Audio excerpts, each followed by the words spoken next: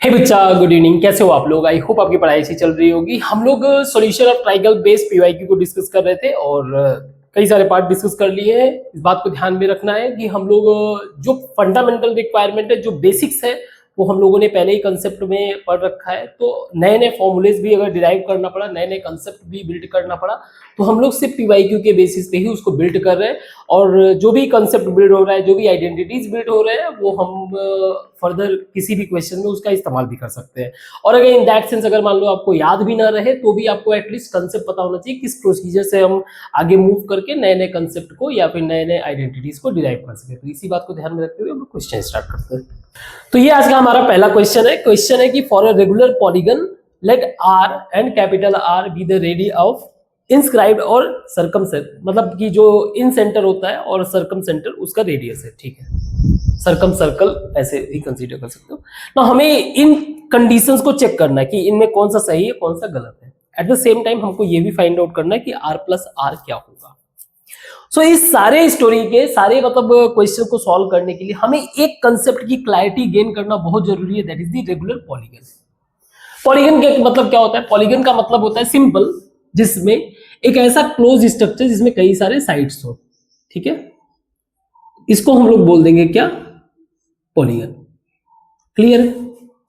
But जब बात आती है रेगुलर पॉलीगन की, तो रेगुलर पॉलीगन का मतलब ये हो गया कि वो पॉलीगन पहला जिसके सारे ही साइड्स, ऑल साइड्स क्या है? इक्वल है, पहला कंडीशन।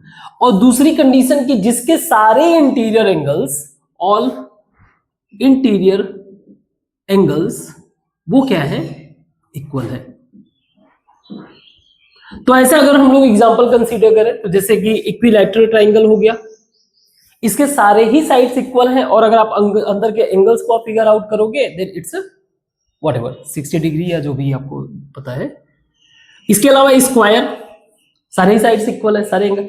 ऐसे ही आप आगे भी बढ़ सकते हो, पेंटागन पे भी जा सकते हो जिसमें सारे साइड्स, ऐसे हेक्सागन जा सकते हो जिसमें सारे ही साइड्स इक्वल हो। ये सारी बातें क्लियर? Very good. जब भी हम लोग क्लोज स्ट्रक्चर की बात करते हैं, तो उस क्लोज स्ट्रक्चर में सेंटर, खासकर अगर हम लोग सर्कमस्क्राइब्ड सर्कल की बात कर रहे हैं या फिर साइक्लिक क्वाड्रिलेटरल की बात कर रहे हैं, तो उसमें हम लोग सर्कल की भी बात करते हैं। तो इसका जो सेंटर होता है, सेंटर, उसका एंगल भी बड़ा इंपॉर्टेंट होता है। सेंटर एंगल किसी भी रेगुलर पॉलीगन में सेंटर एंगल जो, वो वैसे तो सेंटर एंगल एक पॉइंट है, इसका हमें पता है कि 360 डिग्री इसका एंगल होगा फॉर बेसिक अंडरस्टैंडिंग, ये तो पता है। अब अगर मान लीजिए मुझे इस सेंटर के पॉइंट ऑफ व्यू से इस साइड्स, यानी कि साइड्स कितने एंगल, कितना जो है, जो भी आप कह सकते हो, कर्व कितना कवर कर रहा है या कितना एंगल फॉर्म कर रहा है, तो अगर उसके पॉइंट ऑफ व्यू से देखूं, अगर मान लीजिए मैंने ये पिक कर लिया यहां से, ये वाला शेप, तो ये जो एंगल होगा वो 360 बाई नंबर ऑफ साइड्स पे डिपेंड करता है, नंबर ऑफ साइड्स पे। Clear? Very good.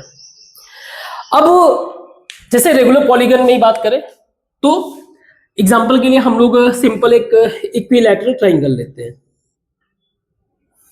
Equilateral triangle यानी कि सबके साइड्स क्या है? इक्वल है। इस सिचुएशन में हमने कुछ कंसेप्ट पढ़ा था सेंट्रॉइड के बारे में, सेंट्रॉइड के बारे में, इन सेंटर के बारे में, है ना, सर्कम सेंटर के बारे में कुछ कंसेप्ट पढ़ा था। जैसे फॉर एग्जांपल आप अगर इन सेंटर की बात करो या फिर सर्कम सेंटर की बात करो, तो सर्कम सेंटर मेरा क्या करता है? पिक करता है मिड को डिवाइड करता है ना, मिड को डिवाइड करता है, और जहां पे ये पॉइंट मीट करता है वही इसका सर्कम सेंटर। इन सेंटर मेरा क्या करता है? एंगल को डिवाइड करता है, और जहां पे ये मीट करता है वो इसका पॉइंट होता है।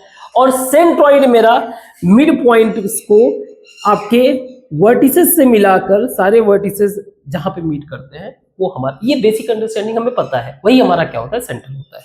Very good. Now in case of regular polygon, या फिर कह सकते हो in case of equilateral triangle, ये सारे ही पॉइंट्स, ऑल पॉइंट कोइंसाइड या फिर at one point, at same point, सारे ही पॉइंट्स ये with its centroid, in centre और सर्कम सेंटर सबके सब एक ही पॉइंट पे लाई करते हैं। Very good.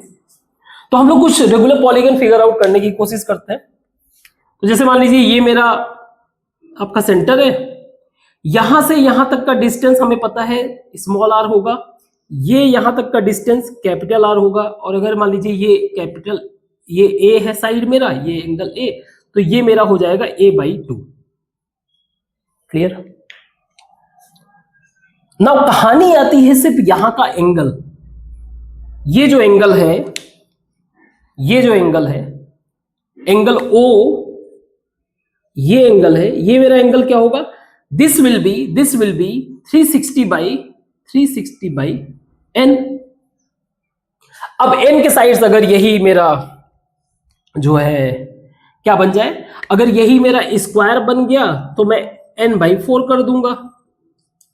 ठीक है, यही मेरा अगर स्क्वायर बन गया, सेंटर मेरा सेम है, तो n/4 360/4 हो जाएगा। अगर यही मेरा पेंटागन बन गया, तो पेंटागन बन गया अगर, so this will become 360 by, अगर मान लीजिए ये मेरा पेंटागन बन गया तो ये मेरा हो जाएगा 360/5, और हेक्सागन बन गया तो 360/6। तो इसी के पॉइंट ऑफ व्यू से छोटी छोटी चीजों को पिक करते हैं, चेक करते हैं कि इनमें से कौन सा स्टेटमेंट हमारा सही है। तो मैंने इसको उठा के ऐसे ले आया, ये मेरा मान लीजिए D है, ये B है, ये कैपिटल R है, ये मेरा 2π/n है, कोई इशू, 2π/n। तो ये मेरा a/2 है। ठीक है, तो मैं पहले मानता हूं इक्विलैटरल ट्राइंगल, ये मेरा स्मॉलर इक्विलैटरल ट्राइंगल, पहले ट्राइंगल कंसीडर करता हूं। तो ये मेरा हो जाएगा, पहली बात तो हमने हाफ कर दिया है, तो अगर मैंने हाफ कर दिया तो बाय डिफॉल्ट ये पाई हो जाएगा। ये कंप्लीट 2π/n था, दिस इज हाफ π/n, यहां तक सही है। तो इक्विलैटरल ट्राइंगल में मैं इसके रेशियो को फिगर आउट करता हूं। तो इस और इसमें देखो आप, अगर आप इसमें रिलेशन आप देखो इसमें, यानी कि ये एंगल है तो ये मेरा बेस ये होगा, ये हाइपोटेन्यूज, उस केस में आप ले लो cos π/n is equal to r/r। Clear. अब आपको पहला कंडीशन चेक करना है, इक्विलैटरल ट्राइंगल का मतलब n is equal to 3, n is equal to 3, तो मेरा हो जाएगा cos π/3 is equal to r/r। π/3 का मतलब cos 60 means r/r is equal to 1/2। तो क्या ये इसको जस्टिफाई कर रहे हैं, चेक करो। There is a regular polygon with r/r is equal to 1/2, correct. n is equal to 4 पे चलते हैं, सेम कंडीशन रहेगा। So cos π/4 is equal to r/r is equal to π/4 का मतलब cos 45 का मतलब हो गया 1/√2, so 1/√2। So there is a regular polygon with r/r 1/√2, ये भी करेक्ट है। फिफ्थ पे चलते हैं, यानी कि पेंटागन, cos π/5, cos π/5 का मतलब कितना होगा, cos 180/5, तो ये हो जाएगा आपका 36 डिग्री। हमें पता है 36 डिग्री का वैल्यू जो है समथिंग रूट में आएगा, 2/3 तो नहीं आने का है ना, एटलीस्ट ये तो नहीं आने का, तो ये जस्टिफाई नहीं कर रहा है। इसी तरह से cos n/6, n is equal to 6, तो cos π/6 यानी cos 30 का value √3/2 is equal to r/r, तो ये भी जस्टिफाई कर रहा है √3/2। तो ये स्टेटमेंट हमारा गलत है, ये सही है, सही है। cos 36 आप निकाल सकते हो भाई, पहले भी हम लोगों ने निकाले हैं cos 36, ठीक है। cos 36 को आप निकालोगे तो आपको मिलेगा √5 + 1/2, 4, ये कुछ ऐसा था। एक बार क्रॉस चेक कर लेना, कोई बड़ी बात नहीं है, but at least it's not this value, ये वैल्यू तो नहीं है ना। मुझे ये फिगर आउट करना हो तो r + आर, और जिसके साइड्स क्या है, रेगुलर पॉलीगन ऑफ, जिसके साइड है ए, यानी कि ये जो हमने बनाया था ए, ये मेरा a/2। इस सिचुएशन में मुझे r प्लस आर बताना है, ठीक है। तो अगर मैं इसमें देखूं r को सिर्फ, तो मैं लिख सकता हूं, एक सेकेंड थोड़ा सा मैं मिटा देता हूं, ज्यादा सही रहेगा। तो हमने जो अभी स्ट्रक्चर पढ़ा सेंटर के पॉइंट ऑफ व्यू से, तो हमारे पास ये a/2 है, this is our r, small r, और ये हमारा कैपिटल R है, और ये हमारा है π/n, सही है। तो हमने देखा कि cos π/n is equal to r/r, सही है। यानी कि r is equal to, small r is equal to r cos π/n, ठीक है। दूसरा, हमें r को अगर फिगर आउट करें, इसमें और इसमें रिलेशन देखें, तो मैं कह सकता हूं sin π/n is equal to a/2 into r, या फिर r is equal to a/2 sin π/n। करना क्या है, दोनों को ऐड करना है, तो दोनों को मैं ऐड कर देता हूं, r plus capital R is equal to r cos π/n plus a/2 sin π/n, सही है। कोई प्रॉब्लम, साथ में कुछ और भी लगेगा नहीं? तो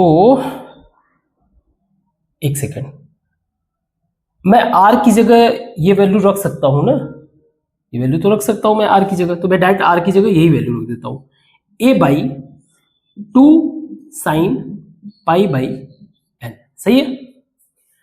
r cos π/n plus this, तो मैं क्या करता हूं, a कॉमन ले लेता हूं, या फिर a/2 साइन, यही पूरा कॉमन ले लेता हूं, 2 sin π/n कॉमन ले लूं, तो बचेगा क्या, cos π/n प्लस 1, सही है। cos π/n को मैं लिख सकता हूं cos 2 थीटा के कई सारे फॉर्मूले, जैसे 2 cos स्क्वायर थीटा -1, तो -1 मुझे कट करना पड़ेगा, तो यही वाला रखते हैं हम लोग, a/2। नाउ sin π/n को भी ब्रेक कर देते हैं, मैं कर सकता हूं 2 sin π/2n into cos π/2n, bracket में 2 cos स्क्वायर π/2n -1 प्लस 1, ये इससे कैंसिल हो गया, 2 से 1 2 कैंसिल हो जाएगा, एक cos π/n इससे कैंसिल हो जाएगा। अल्टीमेटली मुझे बचेगा r plus R is equal to a/2 cot π/2n। I hope ये आपको समझ में आया होगा, ठीक है। एक बार क्रॉस चेक करो आप, कहीं कोई मिस्टेक मैंने तो नहीं किया, अगर मैंने मिस्टेक किया तो प्लीज उसे आप करेक्ट करो कमेंट बॉक्स में, ठीक है। बाकी हमें रेगुलर पॉलीगन का कंसेप्ट समझ में आ गया, एट द सेम टाइम हमें ये भी समझ में आ गया कि ऐसे सिचुएशन में जहां पे आपका इक्विलैटरल या फिर इस तरीके का कोई स्ट्रक्चर आ गया, तो उस सिचुएशन में मेरा आर और ये इन सर्कल का जो भी है, इन सबका सेंटर एक ही होगा, है ना। कहीं अगर फिगर आउट करना पड़ा तो हम लोग उसके हेल्प से भी फिगर आउट कर ले, क्योंकि सेंट्रॉइड भी है सेम, तो कहीं पे 2/3 और 1/3 का जो डिवीजन था उसके पॉइंट ऑफ व्यू से भी हेल्प मिल सकता है, ठीक है। तो इसको मिटाते हैं, नेक्स्ट क्वेश्चन को ट्राई करते हैं। तो ये एक सिंपल क्वेश्चन है, आपको पॉज करके ट्राई करना चाहिए, बेसिक कंसेप्ट जो आपने अभी तक पढ़ा हुआ है उसी को इंप्लीमेंट करना है। क्वेश्चन में दिया हुआ है एक एंगल है, एक ट्राइंगल है, आइसोसेलेस ट्राइंगल, यानी कि दो साइड्स इसके इक्वल है, इज 120 डिग्री और radius of in circle something like this. तो ये आपका 120 दिया हुआ है, इसका जो इन सर्कल रेडियस है उसके बारे में दिया हुआ है। ना हमें फाइंड आउट करना है इसका एरिया। सो जो भी हमें बेसिक अंडरस्टैंडिंग अब तक हम लोगों ने बिल्ड किया हुआ है उसी के बेसिस पे हम लोग इसको सॉल्व करेंगे। ये हमारा सामने वाला है, तो ये मेरा 30, दो एंगल सेम हो जाएंगे क्योंकि इसके दोनों के सामने के साइड्स सेम है, B is equal to C, तो ये दोनों एंगल भी सेम हो जाएंगे, ये बेसिक्स है। अगर मैं प्रोजेक्शन का फॉर्मूला लगाऊं तो मुझे A का साइड का वैल्यू मिल जाएगा, कहने का मतलब मुझे क्या फाइंड आउट करना है, मुझे फाइंड आउट करना है एरिया फाइंड आउट करना। तो मुझे पता है 1/2 मैं ये लगा सकता हूं b इंटू सी साइन ए। नाउ 1/2 b सेम है तो b square sine A that is 120 means sign 120 का मतलब ये हो गया 90 प्लस 30 कॉस 30 √3/2 यानी कि √3/4 इंटू बी स्क्वायर। सो कहानी यहाँ पे अटक जाती है कि मुझे बी स्क्वायर को फाइंड आउट करना है, यानी बी का वैल्यू मेरे लिए इंपॉर्टेंट है, पहला चीज। Very good.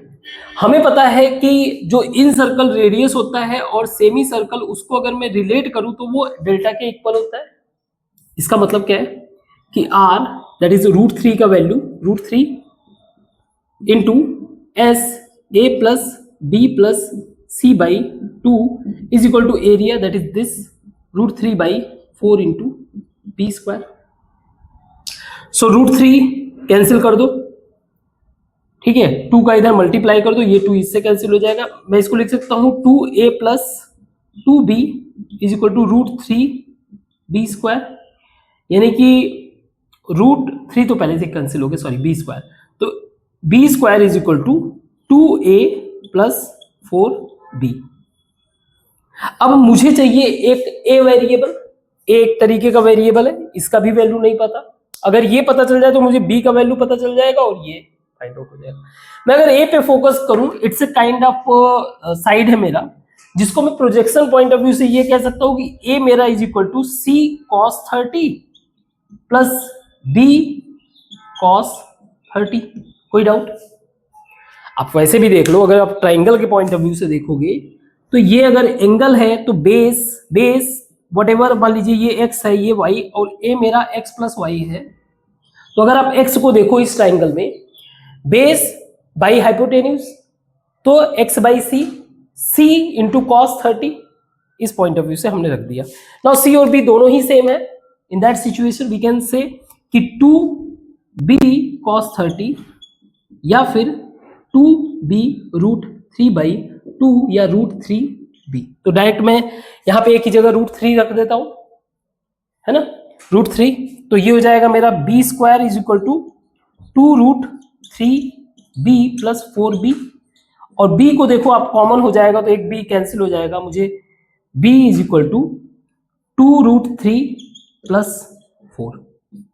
सही है। इसको मैं एरिया फाइंड आउट करने के लिए यहां पे रख देता हूं। सो एरिया मेरा क्या हो जाएगा, area is equal to √3/4 bracket में 2√3 प्लस 4 का होल स्क्वायर। तो इसको अब सॉल्व करो, कितना आएगा, √3/4 एज इट इज, ये हो जाएगा 4 and into 3 that is 12 plus 16 plus 4 into 2ab 8 16 √3। सही है। तो इसमें मैं 4 कॉमन ले लेता हूं, तो ये हो जाएगा मेरा √3/4 इंटू 4 3 प्लस 4 प्लस 4 √3, तो ये हो जाएगा 7।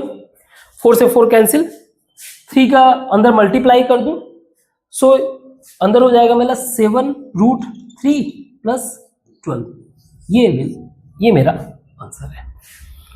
तो क्वेश्चन बहुत इजी था, आप पॉज करके सॉल्व किए होगे तो इजी वे से सॉल्व हो सकता है। बस हाँ, जो हम लोगों ने कंसेप्ट लर्न किया हो उन्हीं का एप्लीकेशन देखने को मिल रहा है। ठीक है, तो नेक्स्ट क्वेश्चन को ट्राई करते हैं, इसको मिटाते हैं। एक और बहुत ही इजी क्वेश्चन है, इसको पॉज करके आप ट्राई करो। अगेन कंसेप्चुअल बेस्ड है, आपका कंसेप्ट क्लियर होना चाहिए। जैसे क्वेश्चन में दिया हुआ है, if in a triangle ABC the altitudes from the vertices ABC opposite sides पे इस पे एल्टीट्यूड फॉर्म कर रहा है, वो हार्मोनिक प्रोग्रेशन में है। कहने का मतलब क्या, अगर आपको एल्टीट्यूड का कंसेप्ट पता होगा, पहला चीज दैट इज मान लीजिए ए है, यहां से एक मैं लाइन ड्रॉ कर रहा हूं जो 90 डिग्री फॉर्म करेगा, है ना, दैट इज बी और सी, ऐसे सब जो है क्या कर रहे हैं, एल्टीट्यूड फॉर्म कर रहे हैं। और ये जो एल्टीट्यूड्स है, अगर मान लीजिए मैं ए डी कर लूं, ए डी, सिमिलरली जो मेरा बी ई होगा और बी सी एफ, ये सब के सब क्या है, हार्मोनिक प्रोग्रेशन। नाउ आपको इसके बारे में पता होना चाहिए। अगर ये मेरा हार्मोनिक प्रोग्रेशन में, इसका मतलब ये हो गया, जैसे कहने का मतलब कोई ए बी सी जो है, बेसिक बात, अगर HP में है तो मैं कह सकता हूं 1/A 1/B 1/C मेरा क्या होगा आपका, अरे क्या होगा AP में, अर्थमेटिक प्रोग्रेशन में। और अर्थमेटिक प्रोग्रेशन से रिलेटेड हमने कई सारे क्वेश्चन कर लिए। इसका मतलब ये है कि ये जो मिड है इसके प्लस का हाफ होगा, या फिर कह सकते हो इनके बीच का जो डिफरेंस होगा वो सेम होगा। ना इस क्वेश्चन में आप देखो, मैं अगर AD को देखूं तो मैं ये कह सकता हूं, अगर मैं एरिया के पॉइंट ऑफ व्यू से देखूं तो एरिया तो सारे ही एल्टीट्यूड्स के लिए कॉमन होगा। तो अगर मैं एरिया फाइंड आउट करूं ABC के लिए, तो एरिया मेरा होगा 1/2 A बेस इंटू AD। तो मैं AD की जगह लिख सकता हूं 2 एरिया बाई A।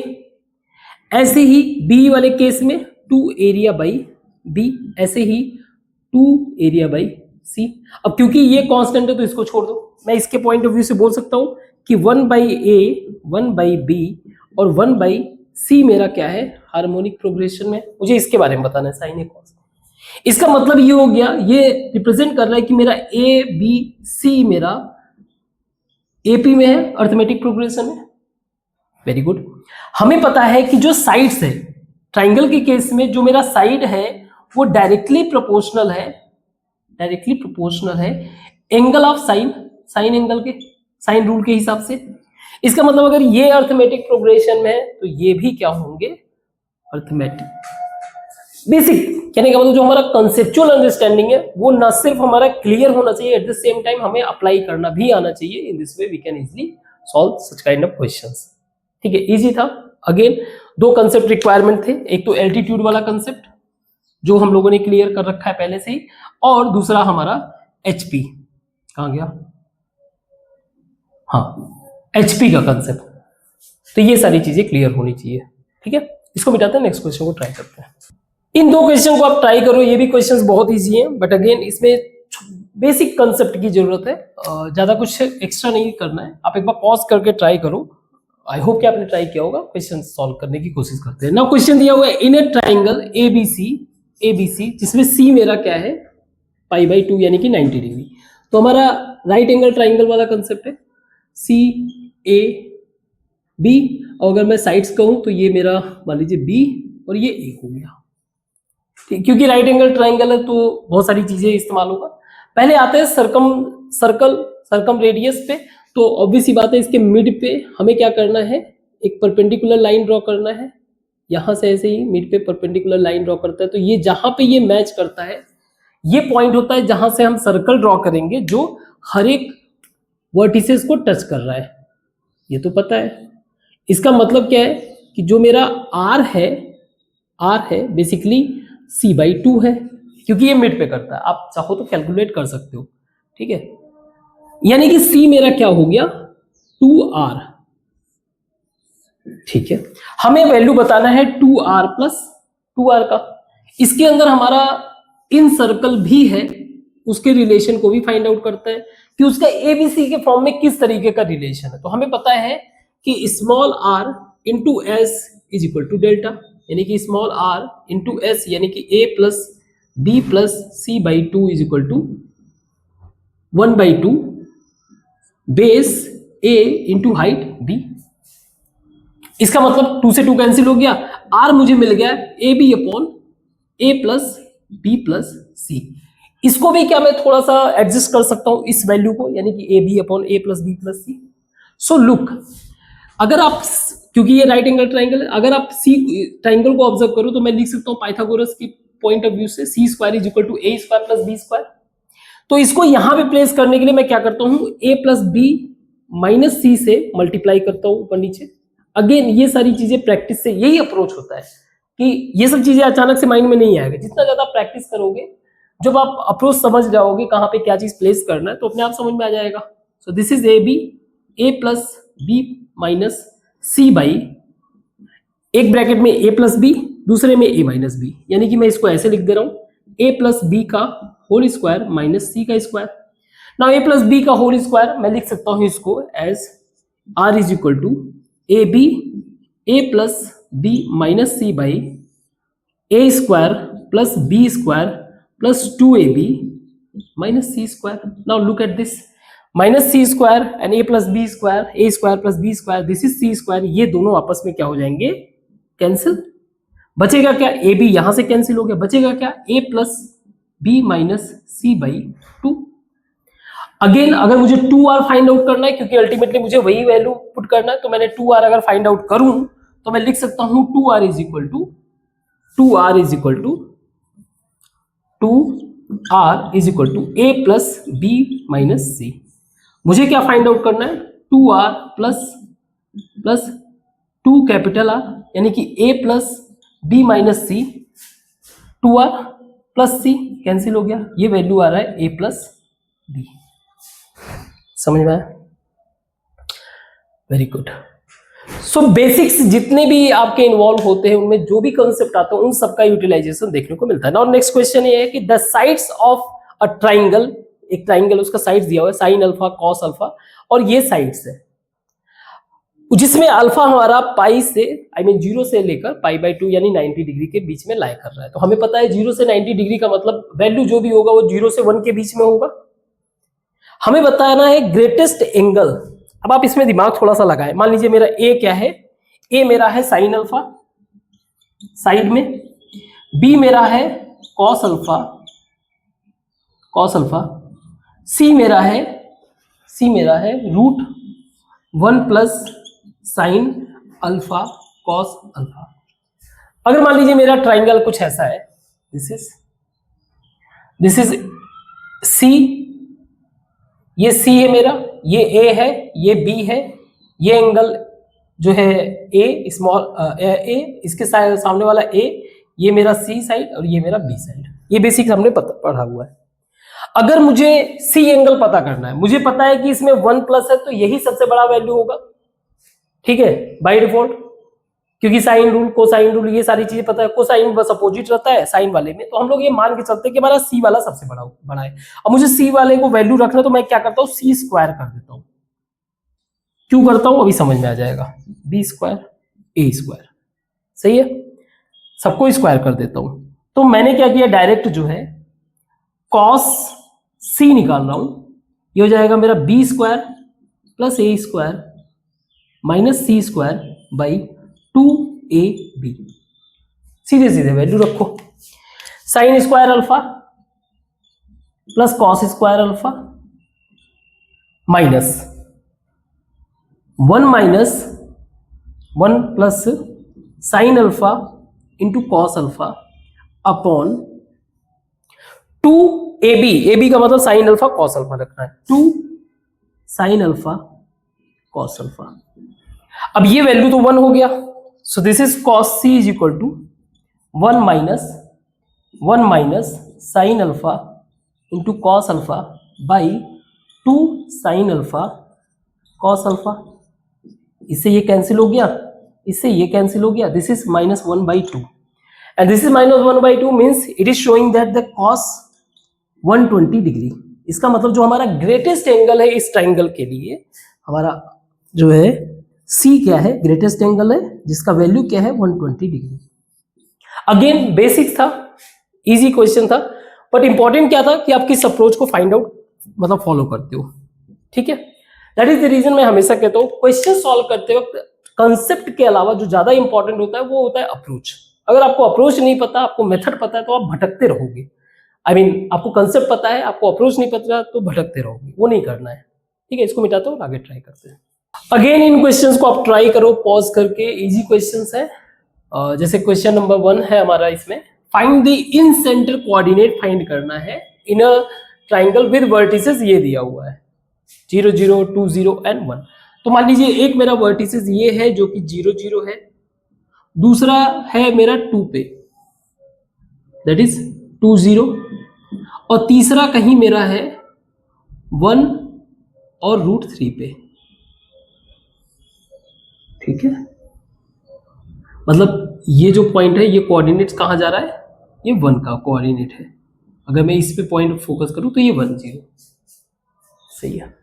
हमें दो कोऑर्डिनेट्स के बीच का डिस्टेंस पता है, कैसे फाइंड आउट करना है, दैट इज रूट, यानी कि अगर मान लीजिए ये मेरा ए बी सी है, तो अगर मैं ए बी फाइंड आउट करूं तो रूट 1 माइनस 0 यानी 1 का स्क्वायर प्लस √3 प्लस 0 यानी √3 का स्क्वायर। इसका मतलब क्या हो गया, √1 प्लस 3 दैट इज 4, √4 यानी कि 2, ये वैल्यू आ गया 2। ऐसे ही इसमें अगर आप देखोगे 3 माइनस 0 दैट इज 2। इस वाले में भी देखोगे अगेन यही चीज मिलेगा, 1 माइनस 2 दैट इज 1 माइनस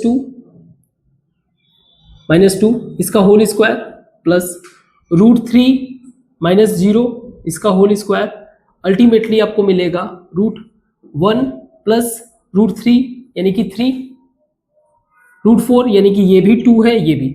तो ये रिप्रेजेंट कर रहा है, ये हमारा क्या है, इक्विलैटरल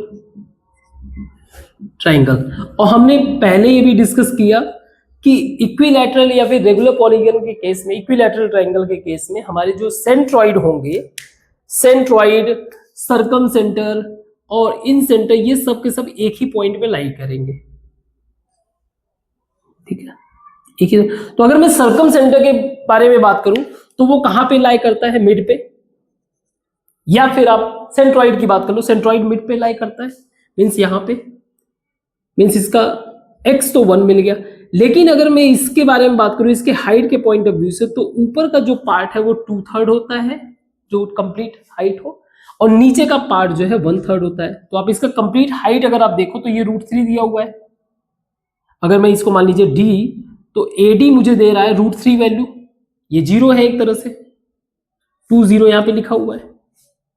इसका मतलब ये कितना हो जाएगा, 1/3 इंटू √3, ये हो जाएगा 1/√3। और कोऑर्डिनेट्स की बात करेंगे तो 1/√3। कहने का मतलब अगेन बेसिक्स आपके क्लियर है, then everything is okay. Now again this question, इसमें अगर आप ऑब्जर्व करो, हमें बोल रहा है कि इन ए ट्राइंगल ABC, एक ट्राइंगल है हमारा ABC, जिसमें हमारा एंगल है, B एंगल हमारा π/3, this is π/3, and C angle है हमारा π/4। अब ये बोल रहा है कि एक D पॉइंट है जो इसको डिवाइड कर रहा है BC को 1:3 में, यानी कि अगर मान लो ये x है तो ये 3x है, इस तरह से डिवाइड कर रहा है। अब ये नहीं बता रहा है कि D के बीच में या फिर ये एंगल क्या बना रहा है, मतलब वर्टिस से क्या एंगल बता रहा है इसके बारे में नहीं पता। हमें फाइंड आउट करना है दिस एंगल, यानी कि मान लीजिए ये मेरा अल्फा है और ये बीटा, तो मुझे sign alpha by sine beta उसके बारे में पता करना है। तो अगर आप ट्राइंगल को ही फोकस करो, दो ट्राइंगल मान लीजिए, ट्राइंगल ABD और ट्राइंगल BADC, इन दोनों में सेपरेटली मैं क्या करता हूं, साइन रूल लगाता हूं। तो साइन रूल क्या हो जाएगा, sine alpha by x is equal to, दो को पिक करता हूं जो मेरा वैल्यू दिया हुआ है ताकि कुछ इजी वे से कुछ काम हो सके, AD बाई साइन 30, सही है। सिमिलरली इसमें अगर मैं करूं तो ये मेरा हो जाएगा sine beta by 3x is equal to sine π/4 by AD by नहीं, ये कर दिया मैंने, साइन 30 बाई AD, क्लियर। अब दोनों में ही AD कॉमन है, तो इन दोनों ही वैल्यू को मैं क्या करता हूं, इक्वेट कर देता हूं। तो ये मेरा क्या हो जाएगा, sine 30 into x by sine alpha is equal to sine 45, π/4 का मतलब 45 इंटू साइन π/3 है ना, तो ये 60 हो गया, 30 लिख रहा हूं मैं, sine 45 into 3x by sine beta, clear. हमें बताना है BAD यानी कि अल्फा, यानी कि साइन, अगर मैं इसको इधर कर दूं तो काम हो जाएगा, यानी sign alpha by sine beta, मैंने साइन अल्फा को यहां कर दिया, बाकी इस वैल्यू को यहां पे, तो ये हो जाएगा साइन 60 का मतलब √3/2 into x by 1/√2 into 3x, सही है। सो ये हो जाएगा मेरा x से तो x कैंसिल हो गया, अपोजिट कर दें, √3/2 इंटू √2/3। तो √2 से एक रूट बचेगा यहाँ पे, एक रूट यहाँ पे बचेगा, means 1/√2 into √3 is equal to 1/√6। तो आई थिंक इजी था, समझ में आया? ठीक है, वेरी गुड। कुछ और कंसेप्चुअल क्वेश्चन को डिस्कस करते हैं, इसको मिटाते हैं। इस क्वेश्चन को देखिए आप, इस क्वेश्चन में दिया हुआ है in a triangle medians AD and BE are drawn if AD is equal to 4, angle DAB हमें π/6 दिया हुआ है एंड एंगल ABE दिया हुआ है π/3, देन हमें एरिया फाइंड आउट करना है। तो बेसिक कंसेप्ट हमारा क्लियर होना चाहिए। अगर मान लीजिए मैं किसी भी एक ट्राइंगल को पिक करता हूं और इसमें अगर मैंने मीडियन ड्रॉ किया, मीडियन ड्रॉ करने का कंसेप्ट क्या है, आप जो भी बेस, जो भी आप साइड ले रहे हो उसको पहले मिड पे डिवाइड करो, पहला चीज मिड पे डिवाइड करो और फिर उसको वर्टिसेस से मिला दो। ये जरूरी नहीं कि ये परपेंडिकुलर हाइट होगा, यानी कि ट्राइंगल का परपेंडिकुलर हाइट तो फिक्स है। तो अगर मैं एरिया के पॉइंट ऑफ व्यू से देखूं, एरिया के पॉइंट ऑफ व्यू से, तो एरिया मेरा होता है half by base, half into base into height. ना जो आपका हाइट है वो कौन सा हाइट है? Perpendicular height. ठीक है, तो ये मेरा फिक्स है, ये भी 1/2 ये फिक्स है। बेस की बात क्या कर रहे हैं हम लोग, मीडियन वाले केस में हम लोग डिवाइड कर दे रहे हैं 2 पार्ट्स में, डिवाइड कर दे रहे हैं 2 पार्ट्स में। मतलब अगर मैं इस सेपरेट ट्राइंगल को बात करूं, अगर AD कर दूं, ये सेपरेट ट्राइंगल एक है, तो कहीं ना कहीं जो मेरा एरिया होगा, एरिया जो है, एरिया मेरा डिवाइड हो रहा है 2 पार्ट में, डिवाइड इनटू 2 पार्ट्स। हमारा जो एक जो हमारा मीडियन है वो सफिशिएंट है एरिया को 2 पार्ट में डिवाइड करने के लिए। ऐसे ही एक और अगर मैंने एंटर करा दिया तो 2 पार्ट में ये भी डिवाइड कर सकता है, यानी 2 मीडियंस कह सकते हो आप। किसी पर्टिकुलर ट्राइंगल को 4 पार्ट्स में, 4 अदर पार्ट्स में डिवाइड कर रहा है। तो पहले तो डिवीजन वाला कंसेप्ट आप समझ गए, बेसिक बात है। नाउ अब इस पे आते हैं, जरा इस क्वेश्चन पे आते हैं। क्वेश्चन क्या कह रहा है? क्वेश्चन कुछ ऐसा कह रहा है कि आपका जो ट्राइंगल है उसमें हमारा एक मीडियन है, सपोज करिए दिस इज AD, ये हमारा D है, ये A है, ये B है, ये C है। दूसरा ये कह रहा है कि एंगल DAB, यानी कि DAB ये आपका कितना है? π/6 का मतलब 30 डिग्री। ठीक है, और ये कह रहा है कि जो मेरा BE आप ड्रॉ कर रहे हो, BE जो ड्रॉ कर रहे हो ये कुछ इस तरह से, कोई इशू नहीं है, थोड़ा सा बस ये याद रखिएगा ये मिड है। ठीक है, अगर आपको ना समझ में आ रहा है तो मैं थोड़ा सा और डिफरेंट तरीके से बना दे रहा हूं ताकि फील थोड़ा आए। सो हमारा कुछ ऐसा ही स्ट्रक्चर है।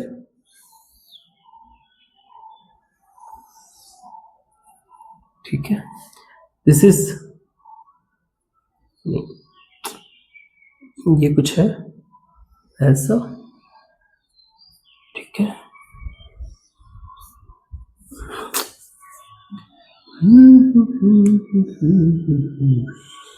नाउ अब सही है, ये E, ये A, ये D, ये B।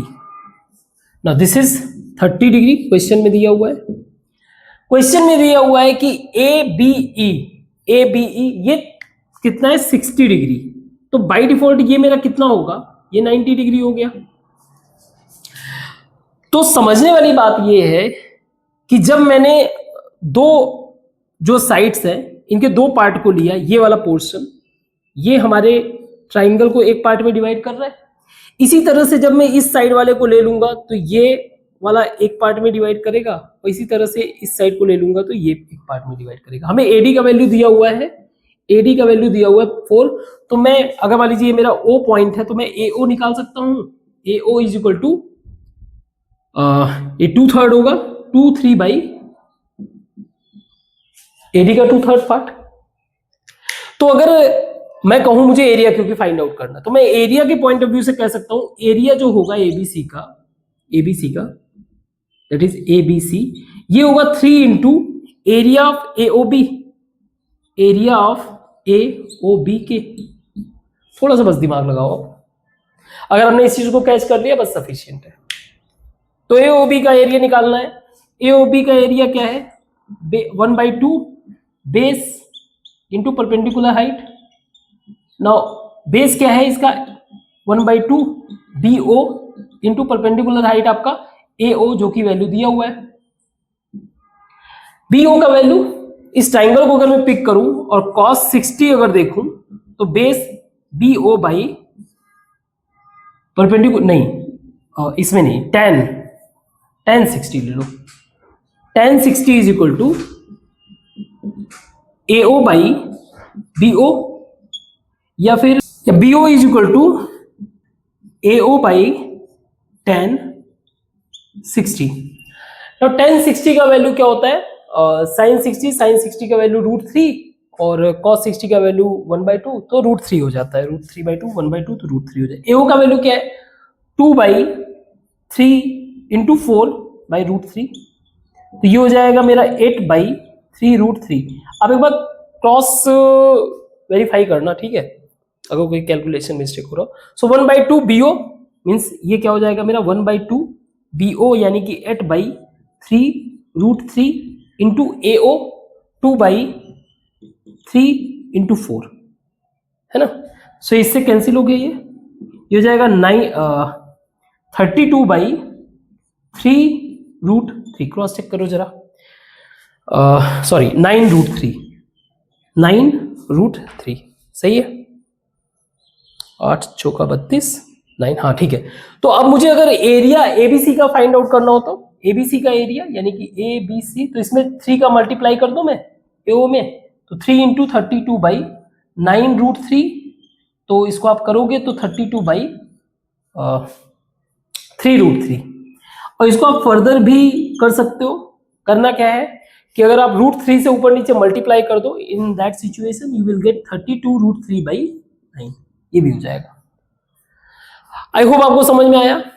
तो इसमें बस ये क्रॉस चेक करना कोई मिस्टेक तो नहीं हुआ है, कैलकुलेशन में थोड़ा बहुत हो जाता है तो मिस्टेक, मेन चीज अप्रोच समझना था, अप्रोच आपने समझ लिया। कैलकुलेशन अगर मिस्टेक हुआ होगा तो आप उसको कमेंट बॉक्स में मेंशन करो, ठीक है, इसको मिटाते हैं और आगे डिस्कस करते हैं। तो आज के लिए बस इतना ही रखते हैं, बाकी की चीजों को हम लोग नेक्स्ट क्लास में लर्न करेंगे। बहुत सारे और भी कंसेप्ट बाकी हैं और भी क्वेश्चन हम लोग सॉल्व करेंगे, ठीक है। अभी यहाँ पे एंड नहीं करेंगे, अभी कई सारे क्वेश्चन सॉल्व करना। तो आज के लिए बस इतना ही, थैंक यू।